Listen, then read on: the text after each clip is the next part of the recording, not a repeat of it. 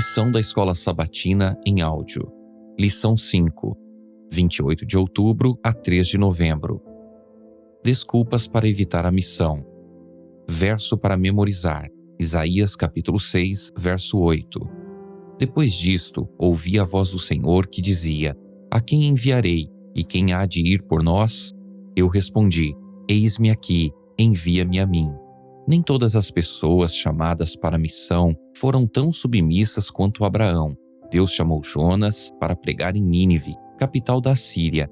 Essa cidade, localizada no atual Iraque, ficava a cerca de 900 quilômetros de Jerusalém, uma viagem de um mês. Jonas não só se recusou a ir, mas correu na direção oposta. Chegando a Jope, comprou passagem para Tarsis, no atual sul da Espanha. Navegar 3.218 quilômetros teria levado pelo menos um mês, dependendo do clima. Como não queria confrontar o rei da Síria, Jonas usou o mês que teria levado para chegar a Nínive para fugir dela. Por que um homem de Deus faria isso? Os ninivitas eram conhecidos por sua maldade e crueldade e haviam atacado Israel e Judá. No entanto, Deus chamou Jonas para ir a Nínive e pregar contra sua grande maldade. A linguagem usada nessa passagem se assemelha à utilizada por Deus com Abraão a respeito de Sodoma e Gomorra, em Gênesis capítulo 18, verso 20 e 21. Porém, como veremos, Jonas não era como Abraão. O que podemos aprender com a atitude de Jonas sobre as desculpas que podemos dar para não cumprir a missão? Domingo, 29 de outubro. Nossas desculpas. Medo. Ouça Naum, capítulo 1, verso 1. Sentença contra Nínive. Livro da visão de Naum, o Eucocita. Naum, capítulo 3, do verso 1 ao verso 4. Ai da cidade sanguinária, toda cheia de mentiras e de roubo, e que não solta a sua presa.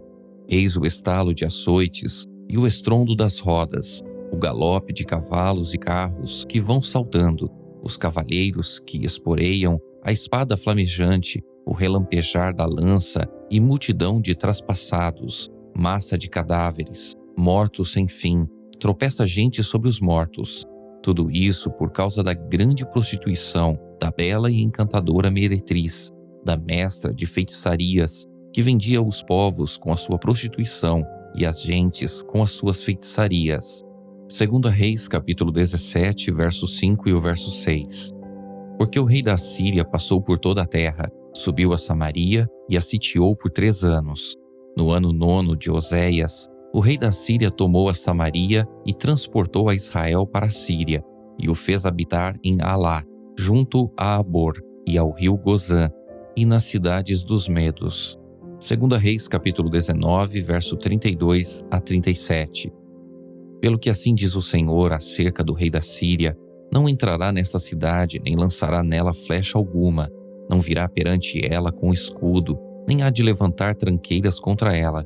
Pelo caminho por onde vier, por esse voltará, mas nessa cidade não entrará, diz o Senhor. Porque eu defenderei esta cidade, para livrar por amor de mim e por amor de meu servo Davi. Então, naquela mesma noite, saiu o anjo do Senhor e feriu no arraial dos assírios 185.000, e quando se levantaram os restantes pela manhã, eis que todos esses eram cadáveres. Retirou-se, pois, Senaqueribe, rei da Síria, e se foi, voltou e ficou em Nínive. Sucedeu que, estando ele a adorar na casa de Nisroque, seu deus, Adrameleque e Sarezer, seus filhos, o feriram à espada, e fugiram para a terra de Ararat, e Esar-Adom, seu filho, reinou em seu lugar. O que esses versos revelam sobre Nínive e o relacionamento entre a Síria e Israel? Como isso pode ter impactado a decisão de Jonas de ir para Tarsis? Possivelmente, uma das razões pelas quais Jonas não estava disposto a ir a Nínive era o medo. Os assírios eram um inimigo terrível e Nínive era a capital do reino. Entre as cidades do mundo antigo, nos dias do reino de Israel dividido, uma das maiores foi Nínive, a capital do Império Assírio. No tempo de sua prosperidade temporal, era também um centro de crime e maldade. A inspiração a caracterizou como cidade sanguinária, toda cheia de mentiras e de roubo. Em linguagem figurada, o profeta Naum comparou Nínive a um leão cruel, devorador. Sobre quem interroga o profeta, não passou continuamente a tua maldade? Nínive era magnífica. Os historiadores dizem que Senaqueribe expandiu grandemente a cidade, incluindo a construção do enorme palácio a sudoeste, que media 503 metros de altura por 242 metros de largura e continha pelo menos 80 cômodos. Ele também construiu 18 canais para trazer água para a cidade, os quais ficavam até 65 quilômetros de distância. Seu tamanho por si só teria sido assustador. Mas os assírios também eram implacáveis. Em seu relato da conquista de Babilônia, Senaqueribe se vangloriou de haver enchido as ruas com os cadáveres de seus habitantes, jovens e velhos. Esculturas em relevo encontradas durante escavações retratam cenas de soldados empalando vítimas. Eram as pessoas com as quais ninguém gostaria de encontrar. Não eram avessos ao uso da violência nem de crueldade gratuita contra aqueles de quem não gostavam. Ao se imaginar andando entre as massas populares em Nínive, Jonas deve ter tremido de medo. Apesar disso, lemos a história de Jonas com um sentimento de reprovação, porque ele deixou que o medo o impedisse de cumprir as instruções divinas. O que não percebemos é que fazemos o mesmo, ou seja, permitimos que o medo nos controle. Você já sentiu fortemente que Deus o estava instruindo a fazer algo, mas por medo você não queria fazer? O que você aprendeu com essa experiência? Segunda-feira, 30 de outubro. Nossas desculpas. Ideias falsas. Quando veio a tempestade, Jonas culpou a si mesmo. Sua atitude revela algo sobre a visão de mundo e a compreensão de Deus, ou deuses, que muitos tinham naquela época. Visto que acreditavam que diferentes deuses governavam em suas respectivas regiões, o mar era considerado o reino caótico dos demônios. Na cosmovisão dos marinheiros, era necessário um sacrifício para apaziguar a ira deles. Embora Jonas fosse hebreu, era provável que sua visão de mundo fosse influenciada pelas crenças tradicionais de seu tempo. Como Jonas começou a entender a providência divina? Ouça Jonas, capítulo 2, verso 1 a 3 e o verso 7 ao verso 10. Então Jonas, do ventre do peixe, orou ao Senhor seu Deus e disse: Na minha angústia, clamei ao Senhor e ele me respondeu. Do ventre do abismo gritei e tu me ouviste a voz. Pois me lançaste no profundo, no coração dos mares e a corrente das águas me cercou. Todas as tuas ondas e as tuas vagas passaram por cima de mim. Quando dentro de mim desfalecia minha alma, eu me lembrei do Senhor e subiu a ti a minha oração no teu santo templo. Os que se entregam à idolatria vã abandonam aquele que lhes é misericordioso. Mas com a voz do agradecimento eu te oferecerei sacrifício, o que votei pagarei. Ao Senhor pertence a salvação. Falou, pois, o Senhor ao peixe, e este vomitou a Jonas na terra. Embora Jonas fugisse do território em que o povo tinha Jeová como Deus, ele aprendeu, da maneira mais difícil, que mesmo quando viajava para além de sua região, para culturas diferentes, Jeová ainda era o soberano. O vento e as ondas pertenciam a Deus, os peixes também. Ao Senhor pertence a terra e a sua plenitude. Jonas voltou-se para o soberano da terra e do mar, confessou e foi salvo. Nós também podemos ter mal-entendidos sobre Deus e o que Ele espera de nós. Um mal-entendido comum é que o desejo de Deus para nós é que nos concentremos em nossa própria salvação e nos retiremos da maldade do mundo ao nosso redor. Embora sejamos instruídos a nos manter incontaminados do mundo, nosso foco deve estar em como levar a esperança e as bênçãos divinas aos necessitados. Outro mal-entendido que nos impede de aceitar o chamado é acreditar que o sucesso depende de nós. Somos tão incapazes de salvar pessoas quanto Jonas foi incapaz de salvar Nínive. Podemos ter uma mentalidade de salvador, porém, nosso chamado não é para salvar, mas para cooperar com Deus na sua obra de salvar. Louvamos a Deus porque Ele nos transforma, mas só Ele atrai as pessoas para si mesmo. Plantamos sementes da verdade, mas só Deus converte o coração. Às vezes confundimos nosso papel com o de Deus, o que nos leva a encontrar desculpas para não testemunhar. Deus usou Jonas, mas somente ele, não Jonas, transformou Nínive. Ganhar almas é muito difícil para que o ser humano faça isso por conta própria. Como aprender a deixar Deus converter pessoas por intermédio de nós e do nosso testemunho? Terça-feira, 31 de outubro. Nossas desculpas. Inconveniência.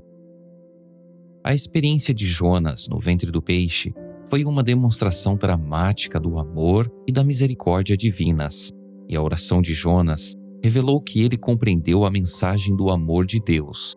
Contudo, só porque ele havia tido um encontro incrível com Deus, não significava que sua antiga forma de pensar ou suas antigas atitudes mudariam facilmente, mesmo que tivesse ido para Nínive. Como o povo reagiu ao que Jonas havia pregado? Quais são as lições sobre testemunho contidas nesse relato? Independentemente dos sentimentos de Jonas sobre os ninivitas, ele pregou o que Deus lhe ordenou, e os resultados foram surpreendentes.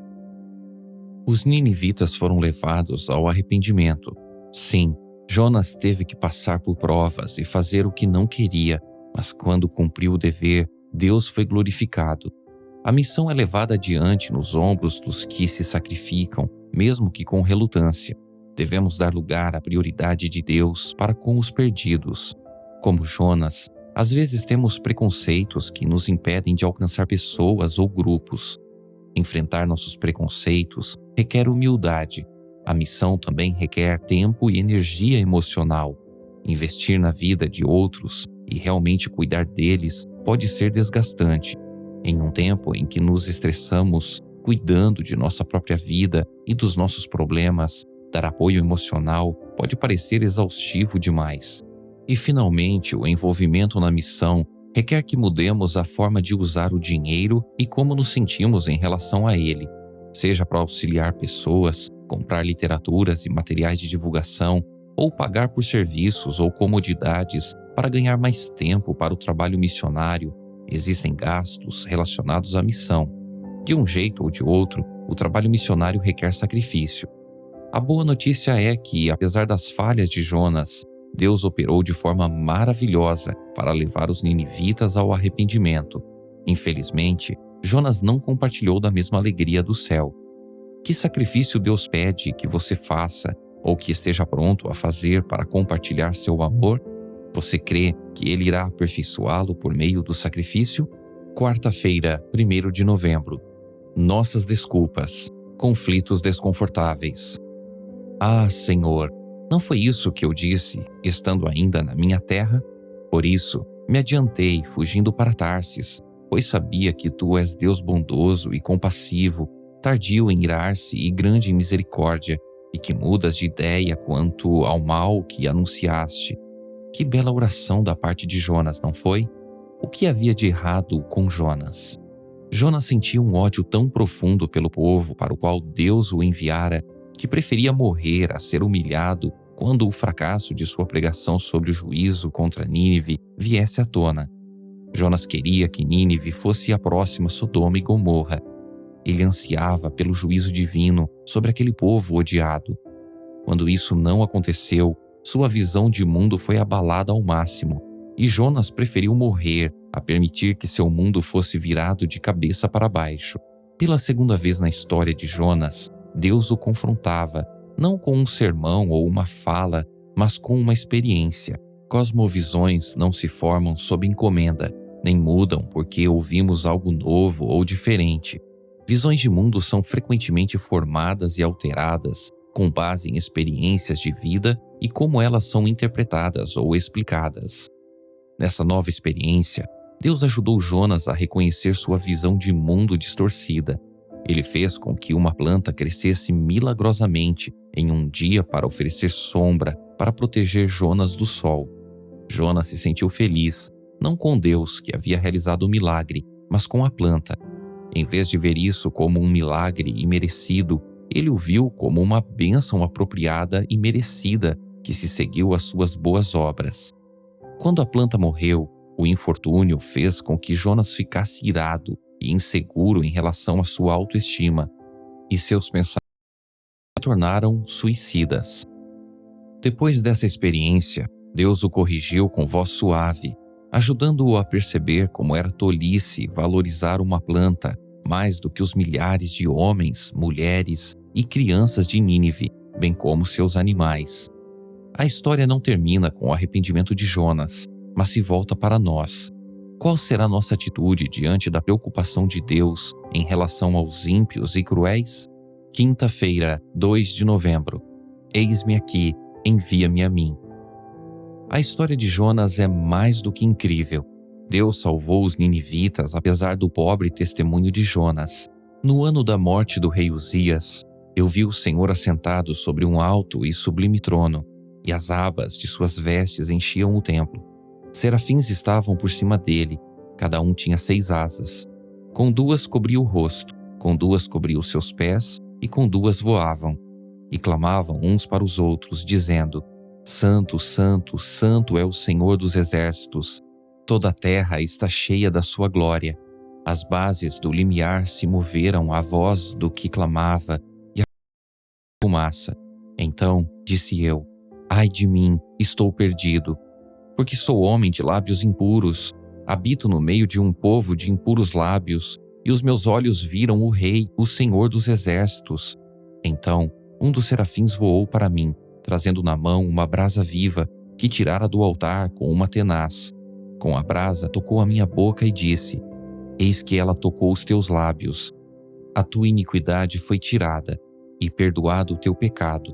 Depois disto, ouvi a voz do Senhor que dizia: A quem enviarei e quem há de ir por nós? Disse eu: Eis-me aqui, envia-me a mim. Qual é a ideia central dessa passagem? O chamado está aí. Deus procura voluntários. Devemos responder a esse chamado submetendo-nos à sua liderança, ouvindo sua voz e escolhendo obedecer a tudo o que ele nos diga. A história de Jonas revela o amor de Deus por pessoas que vivem onde seu amor não é sentido e sua voz não é ouvida. Assim como teve piedade de Nínive, ele tem piedade dos milhões que povoam as cidades hoje, onde edifícios tomam o lugar de árvores e flores, e o barulho constante torna difícil aquietar-se e ouvir a Deus. Os ninivitas não sabiam distinguir entre a mão direita e a mão esquerda. Deus precisa de mensageiros dispostos a levar esperança a pessoas esgotadas pela vida agitada. Isaías ouviu uma voz perguntando: Quem há de ir? Qual será a sua resposta? Desafio. Em uma folha de papel em branco ou em seu diário de oração, faça uma lista com o nome de 10 pessoas incrédulas.